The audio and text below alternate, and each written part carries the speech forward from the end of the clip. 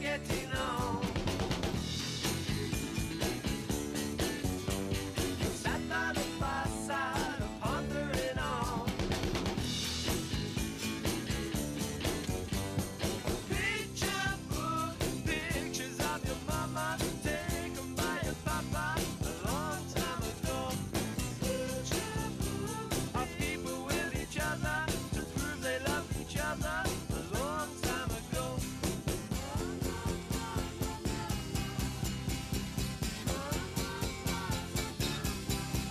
Picture book,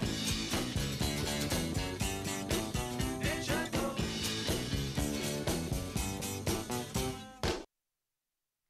And here we go, a 9-race Thursday afternoon, kicking off week 2 of the spring meet at Gulfstream Park. Good to have you with us, everybody, on this live edition of Gulfstream today. It's Ron Nicoletti, Jason Blewett alongside. 3 consecutive dark days in the books, and we come back with the 9-race card and the opening baby race of the season. Yeah, 2-year-olds are just warming up. We got the fillies today, tomorrow and Friday. We got the colts and geldings. So always a great time here at Gulfstream Park. And what a gorgeous day out. No humidity, main track is fast, turf firm. Nice day. Oh, idyllic conditions on a fast and firm Thursday, April the 11th, as we settle in, and certainly not to rush things throughout today, but we do have another Friday Stronach 5 lined up. We return close to 90% of the pool. We're coming in off another near 5-figure payday last Friday afternoon, and I like the fact it's been nice every week, it seems. The lineup of races or the scheduling changes just a bit, but this one to me, Ronnie, boom, we start at about 5:15 and we wrap up about 60 minutes later. I mean, that is nonstop action over the course of 1 hour. Yeah, we got a couple of really interesting races from Gulfstream Park. That is leg B and leg D. That's races 9 at Gulfstream, race 10 at Gulfstream Park. So a couple of those races really nice. That race 10 is not an easy one at all. No, absolutely not. And some big fields throughout the afternoon, Friday, and certainly today as we get ready for our What's on Tap on a fast and firm Thursday afternoon here in Hellendale Beach. Day 5 of the spring meet. We've got the first season, the opening 2-year-old race of the season coming up in the 4th. I'll tell you, though, later on, Ronnie, in a much different race than the first-time starting fillies in the 4th, Baffin Bay and Valmy now, they're 2 very good turf horses in the 6th. Yeah, they hooked up in the Sage of Monticello in a really good race, and Valmy now went on to win again. Baffin Bay also went on to win, so very good race here, and that is part, of course, of the Rainbow 6. And the late pick 5, and in fact, we'll get to those things in just a couple of moments. In regards to that Rainbow 6, it took a few days, in fact, 4 total, but we eclipsed that $100,000 plateau and threshold in the carryover situation, and only 1 on the card, but we make it worthwhile at nearly $109,000 in that race for Rainbow 6. Yeah, and you see that you made it there. Race 4 with 9-race card, races 4 through 9, so make sure you get your handicapping done. All right, now we do start out on the turf. It is mostly a turf day, if you will. 5 on the grass, 4 on the main track, and that opening pick 5 will have a big favorite by race time of the first at a little after 1:15, around 1:20 p.m. That speed horse who's going to be favored is the number 1, Gaga Over You. She's the best speed. She's the most accomplished in the race.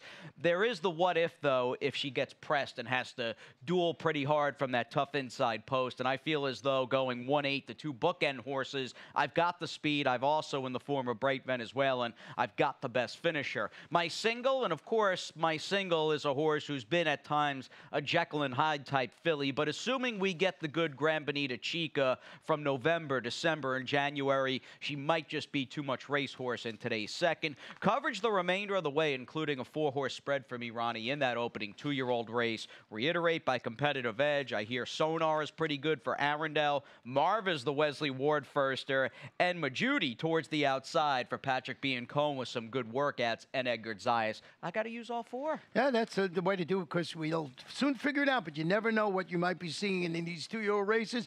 Maybe a Florida Stakes winner down the road, so you always got to pay attention for these maiden special weights when they start at 4.5 furlongs. Hey, we had a very good cast of 2-year-old fillies here a year ago. That includes Cookie Dough, of course, who sounds like she's bound for the Kentucky Oaks, assuming she has enough points, which will probably be the case. And don't forget a horse like Catherine the Great, who did win the Schuylerville at Saratoga. But that opening pick 5, or at least my ticket, in the books, and that means we can discuss Gaga Over You, who, assuming all things being equal, she's got the best races. The lifetime totals are pretty good, and I think legit excuses in her last couple of starts, both spaced out a good ways. But between the boggy course at Belmont last October and what chance in hindsight, post 12 at 12 last time? Yeah, she has the back class, the speed, the post to lead this group from flag fall to finish. Georgina Baxter, Paco Lopez certainly adds to the appeal. Got that inside draw this afternoon. You mentioned Bright Venezuelan. We had a little difference with our second and third picks. I put Ice Show in there, who I thought was sharp on the turf, a couple and back-to-back turf sprints, goes back to grass. Broke poorly last time out, put a line through that race. Figures in there. I think these are the logical four, actually, we have up there. Yes, yeah, no doubt. I mean, they'll all be different prices, of course. You've got Gaga Over You, who's going to be, again, probably on the border of an odds-on favorite. Even money 4 to 5 by race time as Paco Lopez returns here to Gulfstream. He rode last weekend at Keeneland, picked up a win aboard Out for a Spin, paid $106 in the Grade 1 Ashland, and then rode, I think, 4 horses Sunday at Keeneland, but Paco from the rail, going to be tough to beat. He's been winning those Grade 1s and Grade 2s recently, so let's see. He had that bad luck in Dubai when Roy H. had a scratch, so he made up for it at Keeneland. All right, let's move on to the second race as we move on to the first of 4 dirt races on the program. 12-5, 3-and-up filly mare Claimers going that 1-turn mile. And, again, it's hard to be ultra confident in the 6 Gran Bonita Chica because that last race does exist, where she checked in 5th of 6th at 1-2. But the fact that she's had close to 50 days of returns for a deadly off the claim barn and Mike Maker leads both of us to believe we're going to get the good version of her today. Yeah, and the key, you gave him some time off. You gave the horse some time off. We're talking about trainer Mike Maker. She had a 3-race week win streak, and when she failed to fire, as you mentioned, has that odds-on choice at this level and distance. Fergal Lynch will quarterback what probably is going to be a rebound performance this afternoon. Valerie first. I'm glad to see you put Jazzy Beach on your ticket up there prominently, stretching out to mile. Took the overland route last time out. Don't know what to do with this horse, but Kathy Mungeon, she's had a couple of winners recently, and she's got a go-to jock, Hector Berrios, in the saddle. I like that Jazzy Beach, a few back for Patrick Biancone, handled 7 furlongs on the dirt, and Kathy Mungeon quietly, her horses have run pretty well, and oftentimes her horses are going to be prices. Not such a big price in the second race, of course, with only 6 horses, but a main danger if Gran Bonita Chica doesn't fire her best. Moving on to the third, we're up in class here. I mean, as far as quality goes, this is the toughest field, the best-looking field we've had thus far on the card. 3-and-up runners in this 20K optional claimer on the dirt going 7 furlongs. And I'll let you elaborate a little, Ronnie, on the 6 Royal Squeeze, who you picked on top. Here's a win from this 7-year-old by the late Wildcat Air last time out, who with that speed, the right kind of post here on the outside. The race, whether you think this horse is vulnerable or not, this ultimately is the starting point and could, just with the race flow, be the right horse to win 2 straight. Well, he's going to stretch out to one of his best distances. He's had 10 races with 3 wins, 2 seconds, followed a pair of third-place finishes. I thought this was a game score against those 50-starter optional claimers going 3/4 of a mile. Elizabeth Doble's the trainer. She does an excellent job, and she's got my buddy Sammy Camacho in the saddle. Thought it was the one to beat, and there I used Just Kidding in second, and hard-knocking Chatham, who is the strangest claim to me. Yeah. I couldn't see Mike Maker going in and grabbing this horse, but he must have saw something he liked. Yes, don't ultimately love the fact they took him for a quarter, and even though it's a very, very slight dip in terms of claiming price from 25 to 20, I don't love that. But looking at Maker, who claims a lot of turf horses, it doesn't seem, at least as far as South Florida goes, he's got Gran Bonita Chica in the second, on to Chatham. We just don't see him on this circuit run that many new claims on the dirt. But again, for a 5-year-old who, with peace and love, this is a pretty big move up. I'm thinking this is just a good sign with a guy who's as sharp as Maker to jump in and then give the horse about 45 days between starts. Don't forget, this horse likes 7 furlongs, too. He likes 7 furlongs. He had an excuse last time, and he lost his best chance. He broke Stoley against those 25 optional claimers. But that was going a mile into 16. So I just found it interesting. I went with Royal Squeeze, but, boy, I wouldn't leave Chatham off the ticket. I just found it a little bit of a strange claim. Yeah, very atypical, kind of against the grain there, again, with the trend of Mike Maker, who wins a lot here, especially on the turf. We do have plenty of turf coming up, including that opening 2-year-old dash of the season. Quick timeout. We're back after this.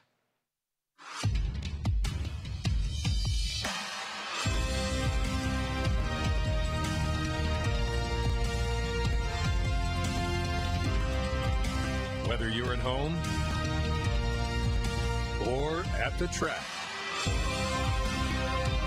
have a stake in the race when you bet with ExpressBet. Sign up for an ExpressBet online betting account and receive up to a $500 sign-up bonus.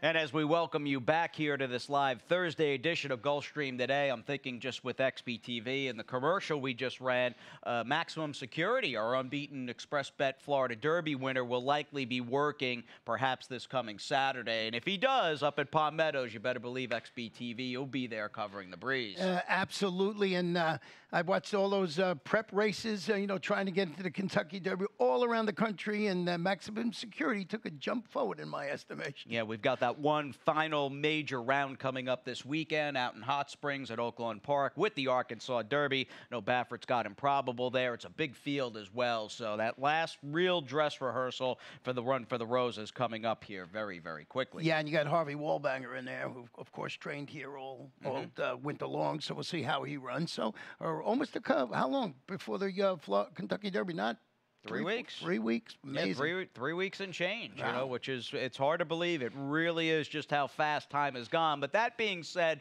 the fact that we're barely 2 weeks into April, it's no surprise as we start the Jackpot Rainbow that all 8 of these 2-year-old fillies in today's 4th race are first-time starters.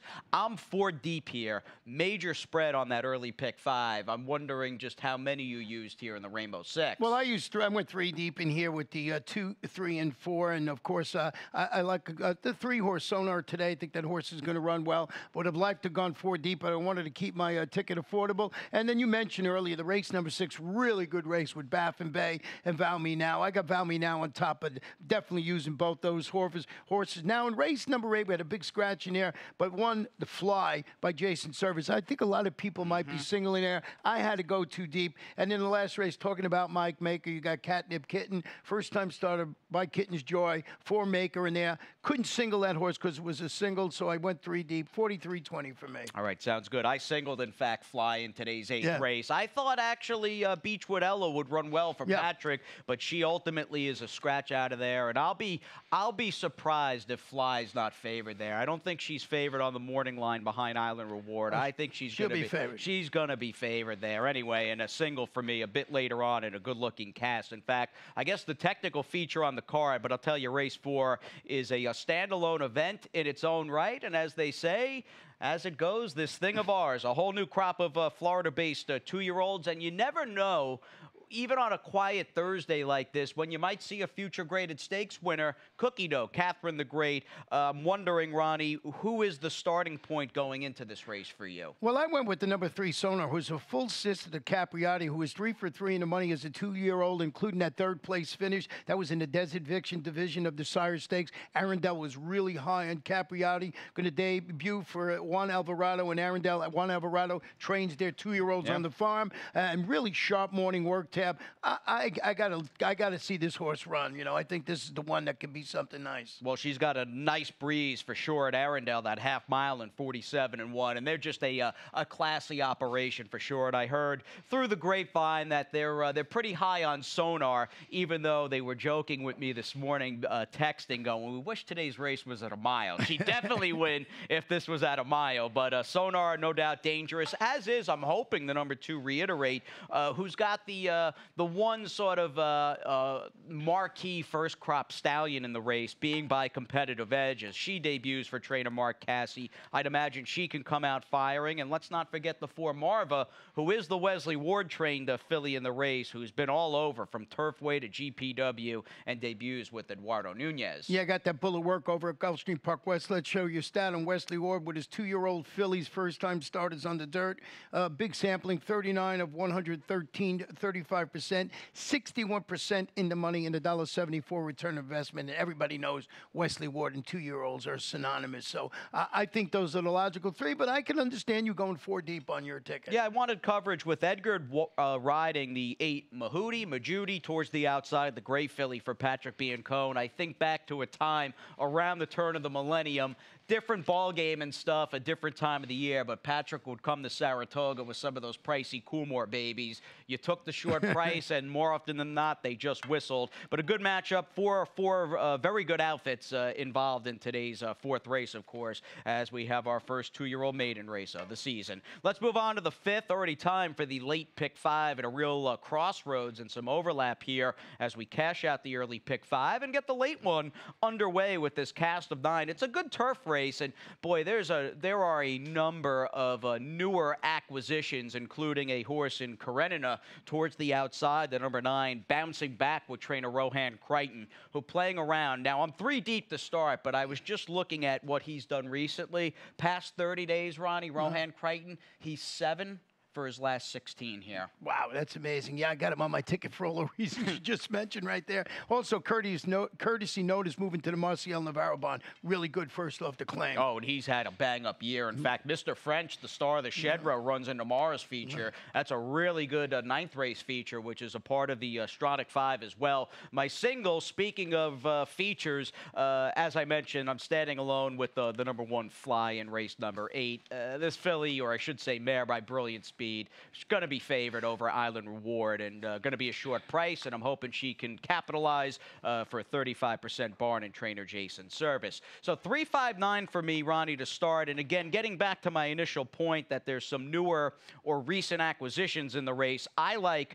Karenina bouncing back to Rohan Crichton because he's been so tough to beat of late. But I certainly respect Marcial Navarro in the year he's had. And again, peace and love. This could be a pretty big trainer change off the claim with Courtesy Notice. Yeah, I moved to Marcial's barn via claim following a really game 35 maiden victory. Slow starting, troubled trip, checked in that race at this level and distance. More importantly, I just think the barn does so well off the first off the claim. And the reason I also use Karina, and on the ticket, well, number 9. But the other horse that you had in 4th, I put up in 3rd. You people stepping up to face winners today responded to the drop down with that driving 20 maiden win. I want to show you a stat on Brendan Walsh. Maiden winner last out on the turf. He's 8 for 31, 26%, 55% in the money, and a nice return of investment, $2.93. But I think the race goes through the 5 and 9. I put the 10 on my ticket for that reason. A good trainer there. We might have to update that video. Maybe have some shots of him taking the trophy in the winner's share. What was the purse? $2-3 million when he upset the UAE Derby a few weeks ago over in Maidan. But a good outfit for sure, and a good trainer. And it's good to see him leaving some horses, at least as of now here in South Florida. Obviously has a pretty big presence at Keeneland with a new week, or I should say the 2nd week continuing up northwest of us in Lexington, Kentucky. That sounds about right. Everybody's north of us. I'll give you that much. You got that right. Let's move on to race number 6 this afternoon. Heck of a rematch here. As far as what have you done for me lately, Baffin Bay and Vow Me Now might not win Eclipse Awards as champion turf horses, but they've got a nice little rivalry going. And this is, again, another meeting off a race here back on February 18th in which Vow Me Now, who was a big price, was able to cut down Baffin Bay. They have very comparable running styles where Vow Me Now can lay up close and finish, and Baffin Bay maybe lays more mid-pack and can put in that one sustained extended run. I just, over their overall body of work, Ronnie, I don't think there's very much separating these horses. And I see today you're giving the slight edge like I am to the 11 Vow Me Now. Yeah, Vow Me Now, this is a really nice performance, as we mentioned, in the Sage of Monticello. Comes back, and I think it's an equally impressive score in the 50 starter optional claimer going a mile. I want to show you a stat of Mr. Eddie Pleasa Jr., a winner last out on the turf right here at Gulfstream Gulfstream Park. He's 7 for 29, 24%. He's in the money 34% of the time, and a positive return of investment of 254. Valmy now, Baffin Bay. Baffin Bay been right there. It's also been great form since they met in the Sage of Monticello. No, she's been a real underscore to what Safi as a whole has just accomplished here in South Florida over the last year and change. I mean, this is a one-time, relatively pricey pioneer, the Nile gelding, who just hadn't done all that much running. Got in with Safi's barn, switched to the turf, and has basically been flawless, winning 3 of those 4 races. Very dangerous from post number 4. And again, a nice little matchup there, 11-4 for Ronnie and I. We went to different horses, capping our tries and supers, but a nice matchup in race number 6. On to the 7th here as we bounce to the main. In fact, our final, the day's last dirt race, coming up with this 3-and-up filly and mare, $25,000 to $20,000 claimer. And looking at our picks, I'm just smiling. This race gave me fits. Me and too. Ultimately, I don't really know how they're going to bet it. I saw Jay has got the 2 Sano horses that you have first and second. He's got them first and second choice. I'm not sure how they're going to bet this race. What won you over, though, with the 6 Mary Lee and Me? Was it the speed of her? Yeah, Will's back at the same level, and I think finds a kind of pace scenario this afternoon. Set that pressured pace last time, finished third against similar Antonio Sano, and I like the fact that Edgar Zeiss is in the saddle. Now, who hounded her last time? The 5, Posier. So they were knocking heads with each other in there. And I started laughing because I had such a tough time with this. Of course, I don't see the morning line, but I saw the race probably the same way Jay did. I just thought with the speed of Mary Lee and Me, Posier, and Glorious Mystery on top of my ticket. But you could sell me on the 3. No, absolutely. I mean, you've got 2 for Antonio, who Ronnie likes first and second. Then you've got 2 horses for trainer David Fox, and coincidentally, both are trainer changes. The 8 Folly, who I don't like, obviously, as much as the 3 Slingin' Sammy B, because she's a turf horse, whereas the cross-traffic filly, who I picked on top, did win a couple of starts back for what it's worth on the dirt at Tampa Bay Downs.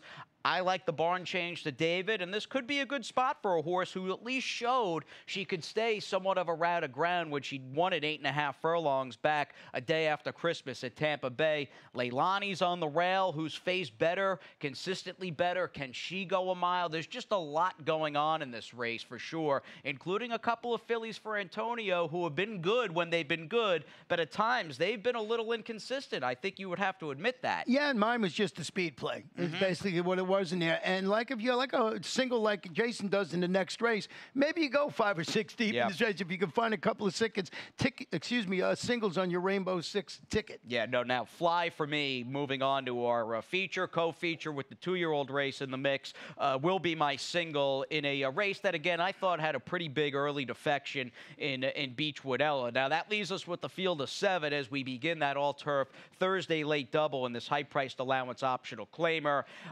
Fly's run without winning, but she's run pretty well here of late for trainer Jason Service, and I got no knocks against any horse who's close to Samara, who seems like she is just going this way for the same trainer. Yeah, Fly makes her first touch. She rallied to finish third behind that next out Captiva Island winner, who you just alluded to, Samara. And the horse that next out winner, Factor of One, won a $62,500 optional claimer at this level and distance. Want to show you stat on Jason Service. 31 to 60-day sprints on the turf right here at Gulfstream. He's 19 for 46, 41%. He's in the money, 41%. He's in the money 78% of the time. I almost lost my train of thought when I saw 78%. 262 is the return of investment. That's some stat. No, it's, again, and it's basically in line with everything else that he's accomplished. Certainly, just even looking at exclusive Gulfstream numbers, it's just been incredible. The 7 Island Reward is the class going in where she's obviously kept the best company, and she's done her running for the most part at a higher level than Fly. I like Island Reward as a horse. I still feel, even though she's won at this distance, I still get a sense 5 is just a little too short for her. 6 or 7, I'd really like her in this race, but I want to see her beat a legit informed horse for Jason Service going 5 today. Yeah, you know, good connections with Yvonne Belsour, and they got Paco Lopez trying to rekindle her back class. She's going to have to show some of that back class, I think, to beat Fly this afternoon. All right, Fly from the rail with Nick Juarez as we wrap things up with race number 9. Field of 10 after a few defections, including a whole bunch of also eligibles. But 10 in the nightcap here, our 5th and final turf race on the card. Got some 3-year-old fillies in this $20,000 maiden claimer. And I guess the one Tapizar girl who you have on top and I pick second, she's probably the right starting point because the thing she's got going for her, that good turf race last time out, and there's the kicker. She's got a good turf race. The others, for the most part, there's not a lot of grass form in this race. Well, there was a scratch in this race of the number 11, Sassy Lassie, who was running at 5 furlongs.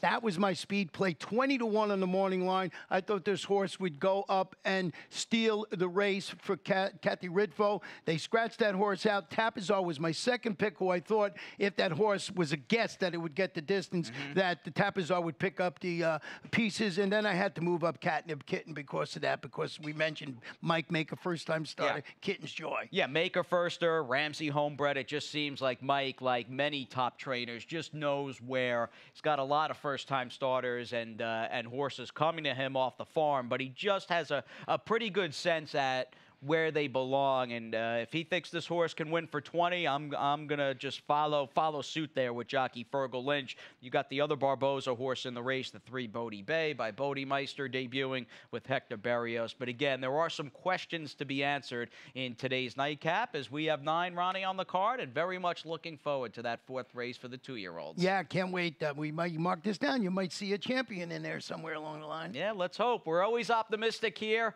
on Gulfstream today, and we'll take a little time out on the broadcast. Pete Aiello will be coming up shortly with those Thursday scratches and changes.